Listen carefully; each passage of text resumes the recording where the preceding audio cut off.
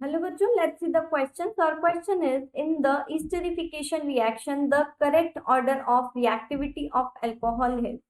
ठीक है, तो हमें इसमें करेक्ट ऑर्डर बताना है रिएक्टिविटी का अल्कोहल के लिए. तो क्या होगा तो बताना. तो देखो, सबसे पहले हम एस्टरिफिकेशन की रिएक्शन देख लेते हैं. तो यहाँ पर जो है हम एक अल्कोहल ले लेते हैं, ROH लिया, और यहाँ पर हम RC double bond O bond OH ले लेते हैं. ठीक है, जब हम इनकी रिएक्शन करवाते हैं तो देखो क्या होता है. ये तो है हमारा अल्कोहल.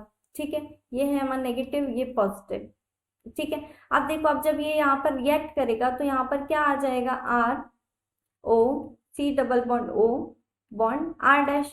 ठीक है, ये आ जाएगा, और यहाँ पर जो है हमारा H2O निकल जाएगा. देखो, OH इधर से निकल जाएगा और H इधर से निकल जाएगा, ऐसा. ठीक है, ये आ जाता है. अब देखो, अब यहाँ पर अगर हमें जो दिए गए हैं कंपाउंड CH3OH, CH3CH2OH, एंड इधर दिया हुआ है CH3 का होल 2 CHOH. ठीक है, तो अब अगर हम इनके कॉन्जुगेट बेस की बात करें कि कैसे लिखने में आएंगे, तो CH3O negative, CH3CH2O negative, and CH3 का होल 2 CHO नेगेटिव. ठीक है, अब देखो, अब यहाँ पे इसको हम ऐसे लिख सकते हैं, RO नेगेटिव है, यानी कि जो हमारा एल्काइल ग्रुप है वो जो है वो कैसा है, नेगेटिव है, मतलब ऑक्सीजन नेगेटिव के साथ लगा हुआ है. तो देखो, अब यहाँ पर क्या होता है, ये हमारा डिपेंड करता है किसके ऊपर, जो हमारी रिएक्टिविटी होती है ऑफ न्यूक्लियोफाइल के ऊपर.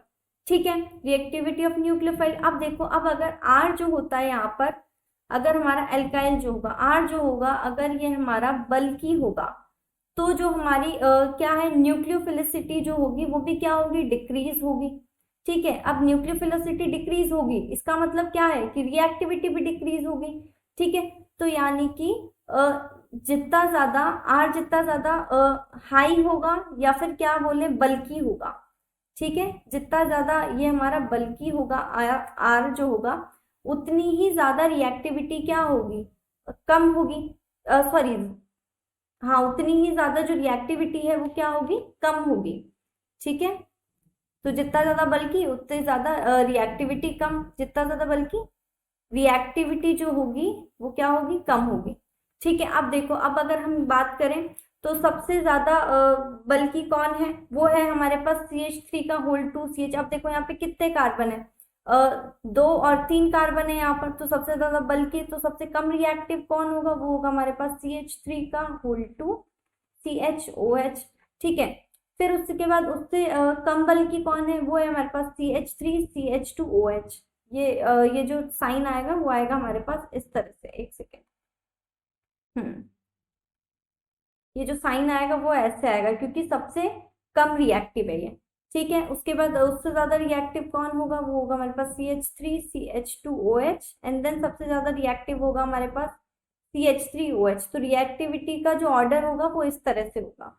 ठीक है, किस पे डिपेंड करेगा, बल्कीनेस के ऊपर. तो R जो होगा, मैं जितने ज्यादा बल्की होगा उतना ही कम रिएक्टिव होगा. ठीक है, तो अगर हम ऑप्शन देखें तो देखो, CH3OH सबसे ज्यादा बल्कि है, तो C और D तो कट जाता है, क्योंकि इसमें जो है सबसे ज्यादा रिएक्टिव तो कुछ और ही बता रखा है. ठीक है, तो A और B ऑप्शन में से देखते हैं. CH3OH सबसे ज्यादा रिएक्टिव, देन CH3CH2OH. ठीक है, CH3CH2OH, देन CH3 का होल 3 CHOH. तो ऑप्शन नंबर ए जो होगा हमारा करेक्ट आंसर होगा. तो our final answer is option number A. I hope you understand. Thank you and best of luck.